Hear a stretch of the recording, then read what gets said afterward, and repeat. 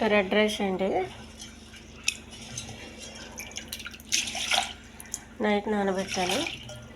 శుభ్రంగా కడిగి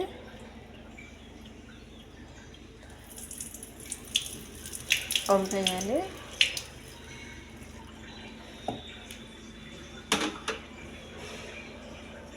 ఈ గ్లాస్తో అండి 4 గ్లాసులు వాటర్ వేయాలి.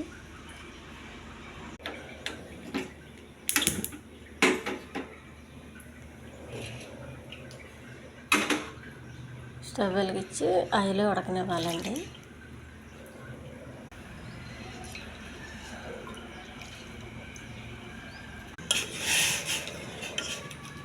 ఉడుకుతుందండి. ఇంకా కొంచెం వాటర్ ఉంది. వాటర్ అంతా దగ్గరికి రావాలి. కొద్దిగా వాటర్ ఉండగా ఆపేయాలండి స్టవ్. రెడ్ రైస్ రెడీ అయిపోయింది. ఈ ఛానల్ నచ్చితే సబ్స్క్రైబ్ చేయండి, షేర్ చేయండి, లైక్ చేయండి, కామెంట్ చేయండి. ఇది చాలా హెల్దీ ఫుడ్ అండి. ఇది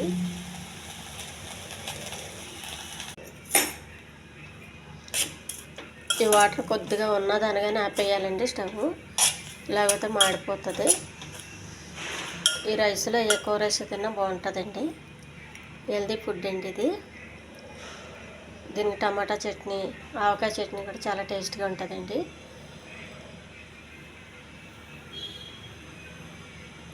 దీన్ని కొంచెం వేడిగా ఉన్నప్పుడు చిగురుగా ఉంటుందండి.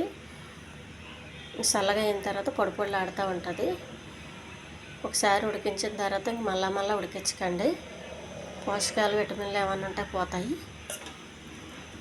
దీని గంజి అసలు వంపొద్దండి. గంజి వంపితే అసలు టేస్ట్గా ఉండదు. దీన్ని ఓపికగా జాగ్రత్తగా కొంచెం వాటర్ ఎక్కువ వేసి ఉడికించుకోవాలి. అప్పుడు మనకి కరెక్ట్గా ఉంటుందండి.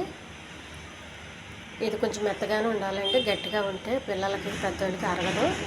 ఎందుకంటే ఇది ఇంకా వండిన తర్వాత ఇంకా గట్టిగా అయిపోతుంది.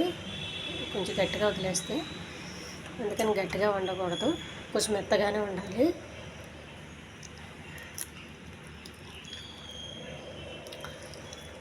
ఇలా విడినట్టు ఉంటుంది చూడండి, అప్పుడు బాగా ఉడికినట్టు. ఒక బియ్యం గంజ 2గా చీలుకొని ఉంటుంది, అప్పుడు కరెక్ట్గా ఉడికినట్టు అండి. కొంచెం గట్టిగా ఉన్నదంటే బియ్యం గంజ సరిగా ఉడకలేనట్టు. మన వైట్ రైస్ అయితే ఎలాగంటే అలా వండేసినా కరెక్ట్గా ఉంటుంది. ఇదైతే అలా కాదండి, పొట్టుతో ఉంటుంది కాబట్టి గట్టి పడిపోతుంది.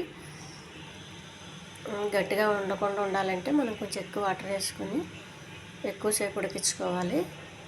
దీన్ని వారంలో 2 సార్లు అలా వండుకోండి.